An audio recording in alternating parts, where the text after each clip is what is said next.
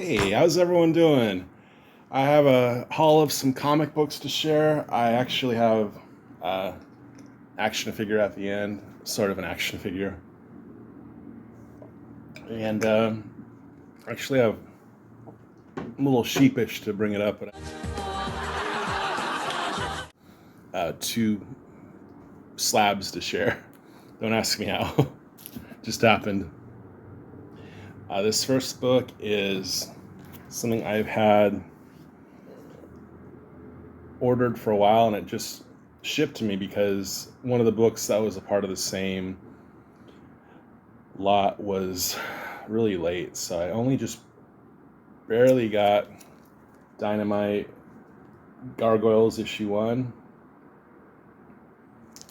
Pretty sure this is a David Nakayama cover. Oh, the Navy gets the gravy, but the Army gets the beans.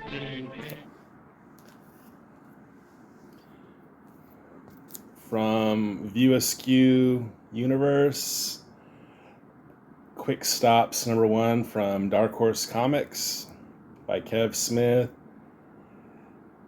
Jeremy Simser, and Andrew Thomas. And that's a Sprengelmeyer cover.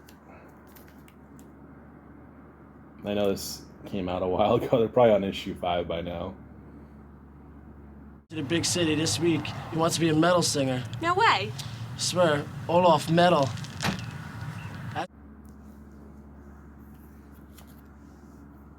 Here we have Creep Show issue 1 from Image Comics by David and Maria Lapham, Steve Fox, and Erica Henderson. This is a Burnham cover, and they're burning him all right.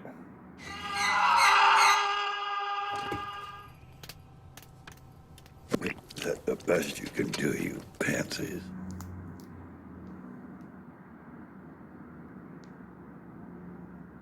Nice. So I've been waiting on this beautiful Vampirella year 1 for a long time, and I think we might have a strong contender for my cover of the year. Here is Vampirella year 1, issue 6.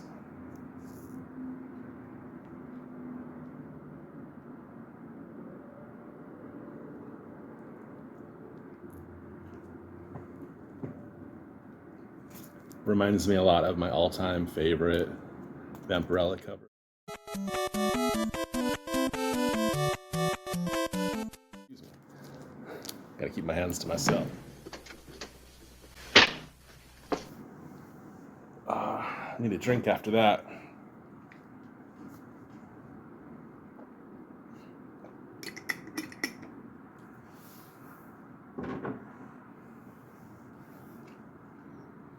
This next cover is by Kari Anderson, and it's a Rogue and Gambit variant edition. It's not actually the foil cover. Love, War, and Dinosaurs. Just maybe not in this one. First issue.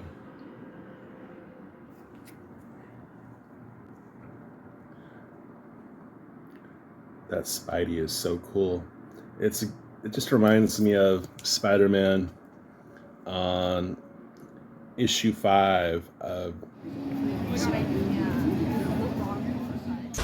which I don't think people really agree with me, but I think is a strong contender for the inspiration for Moon Knight 55. More on that later. So yeah, I looked up Kari Anderson's work, and he's pretty versatile. This kind of mock 1990s style is just one of his areas of illustration. So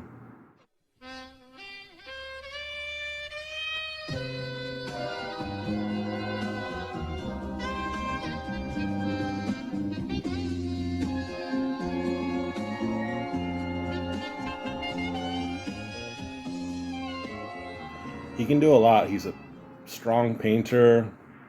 He just happened to be doing sort of a Todd McFarlane style here.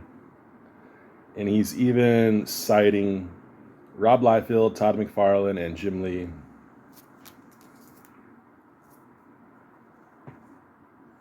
So this is Deadpool 1.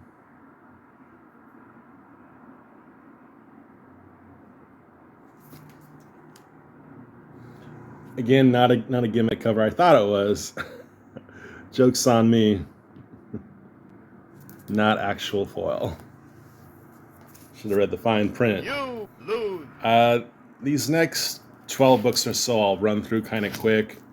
I kind of decided to maybe go after that volume 1 from the year 2000.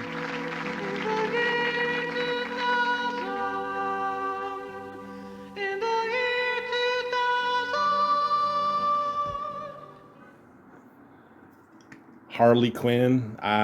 These Harley Quinn books, I've never really pursued them because issue 1's always been around 100.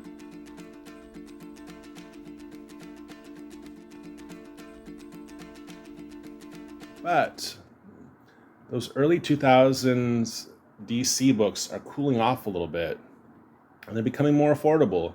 So I thought, well, maybe one of these days I could pick up a Harley Quinn #1 with that amazing Terry and Rachel Dodson cover. So I thought, let me start piecing this run together. I want to kind of see what happens. Here we have, I think it's the lowest issue I have, issue 4, Mini and Mugshots. And that is Terry and Rachel, the Dodds.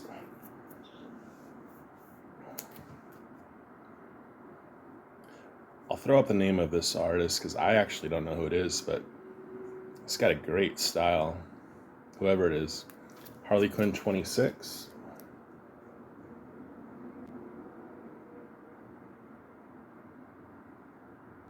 I can't see a castle on a Gotham title without thinking of Batman 227.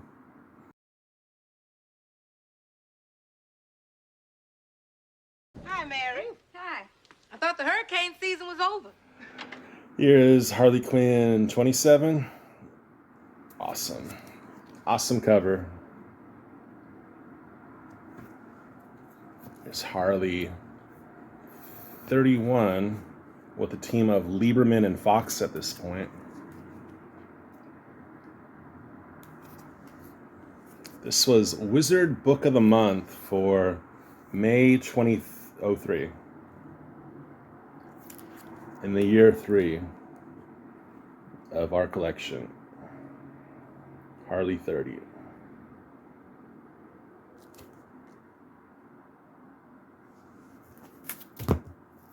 I think if that's our girl, because I'm seeing her little court jester costume, then she might be like kidnapped or something. I want to read to find that out. These are all available in trades. Shark attack! This shark is like a maniac! I think they're collected within 3 trades. So it's, I believe, a 38 issue run. Here is Harley Quinn Behind Blue Eyes, Part 1, from August 03, issue 33.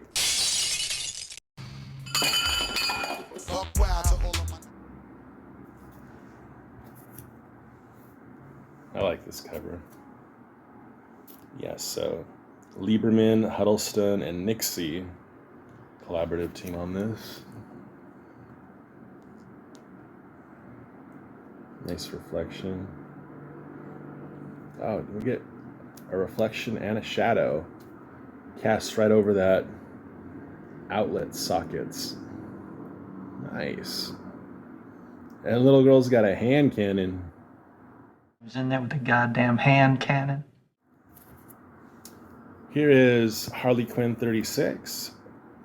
I guess Harley made a truce with this hand cannon little kid from November of 03, issue 36. Harley's munching on some fresh popcorn. And there's about 23 barrels pointed at probably her. Not so much the tyke or the TV set or the remote control. In a nice Mylar, we have Harley 29.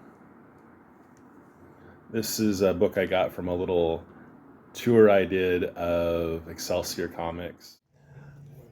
The 2000s DC stuff that in a nice Mylar, half off, $14.99. I paid up for it, $7.50, but it's a really nice copy in a Mylar, issue 29. So slightly out of order. Sorry about that. Slightly out of order. So that would go right before 29. Maybe find out how she got kidnapped. Here is a Batgirl 41. Big Elbow. He likes an artist that worked on these Cassandra Cain Batgirls. And he's mentioned that this artist doesn't really do comics that much anymore. I'm not sure if that artist was involved in this issue, but it's Batgirl 41. Another run I'm considering going after.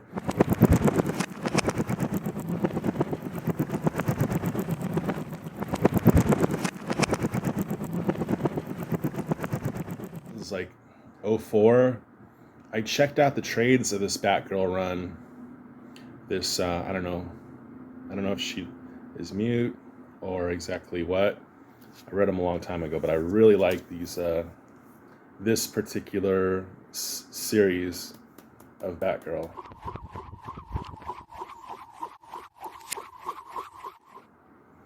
Here we have issue 42, and this looks a lot like one of the heavies in the first Red Room miniseries.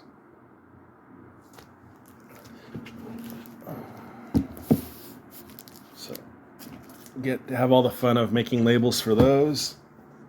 Let me show you what I got today from the LCS. I caught Funky right as he was leaving. I took his parking spot, but he made some time to hang out even though he was hungry. Funky was hungry with the munchies. I wanted to get a couple of these. I wanted to get one of these for my boy Davis Comic Finds. He actually hipped me to the facts that Tom King was the one who illustrated this. I didn't get the other one.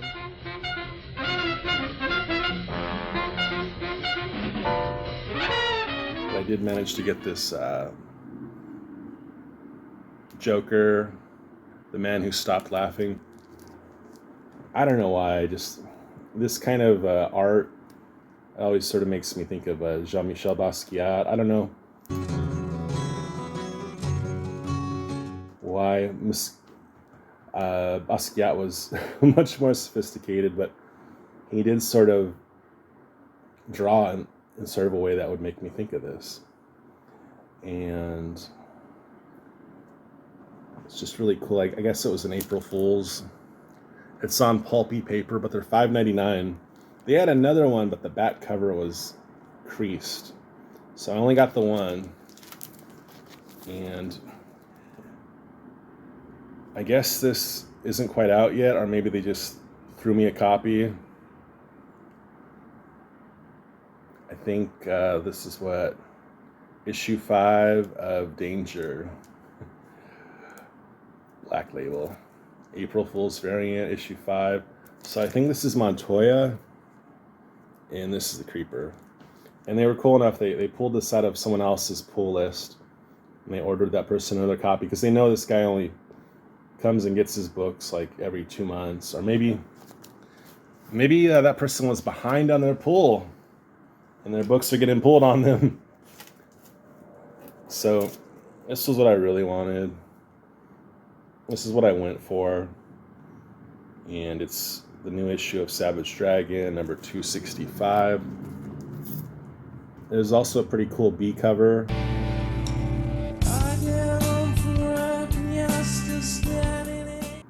But I'm just getting one issue a month. Otherwise, it makes the run even fatter. But Some really cool cross-hatching. See if I can catch the light. Really cool cross-hatching on that shoe. No, Morris. Money's gotta be the shoes. Shoes. You sure it's not the shoes? I'm sure, Morris. What about the shoes? And last book.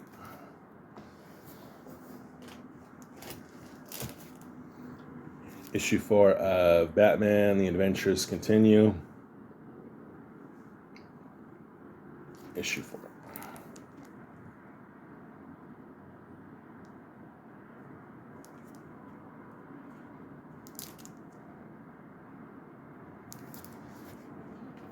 All right. So here's a toy I picked up. I saw these action figures. I walked up on them, and my eyes lit up so much that it completely undid any potential I might have to negotiate the price down. But shout out to my boy Funky over at Comic Book Hideout What's up, guys? Welcome back to Picks of the Week. Department of Truth back. for letting me have his parking spot and for sharing the moment when I picked up this The Simpsons Ultimates Poochie. The name's Poochie D, and I rock the telly. I'm half Joe Camel and a third Bonzarelli. I'm the I love ad mascots. I grew up in the 80s. Just kind of going along with it. But I do remember growing up and The Simpsons coming out 89, the year my brother was born. We were an ad mascot family. My grandfather worked for Starkist Tuna. So we had a lot of Charlie Tuna memorabilia lying around. And I collect anything with like Jolly Green Giant.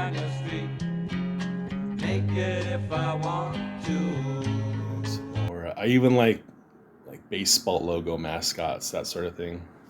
But this is Poochie. I'll show you the back first. It has the episode he premiered in, the season, the air date, February 9th, 1987.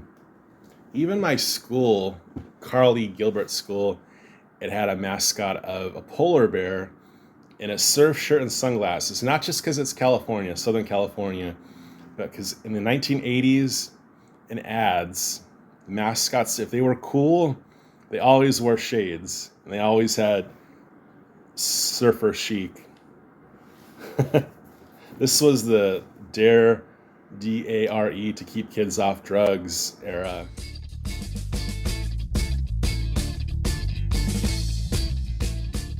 And it was all hot neon and sunglasses and gecko Hawaii t-shirts. But, man, this thing is awesome. Whoa. Yeah. Fell in love with Poochie, man. What can I say? Poochie Nunus. But they got Mo in. Wow. Yeah, I couldn't help it. The reason I didn't get Mo is because Radioactive Man is coming out, and I really want Radioactive Man. But, yeah, so Poochie first appeared in the Itchy and Scratchy and Poochie Show, Season 8, Episode 14. Season 8. I was still a minor. But yeah, it comes with this nice thing. I was kind of just looking at some books on eBay, and eBay is doing this thing where if you even click on a book, if you even think about looking at a book, they will send you an offer from the seller. It's not terribly aggressive, but you cannot window shop at eBay without them saying, we see you looking. So, like I said, I was looking for some DC books from the early 2000s, or, in the last 12, 13 years, 2010s. And I just kind of wanted to check some prices. And it turned out eBay was paying attention. So for a long time, I've wanted this Gilliam March Superboy 2, excuse me. And I guess someone had a nice copy, And eBay sent me an offer on this. Superboy issue 2.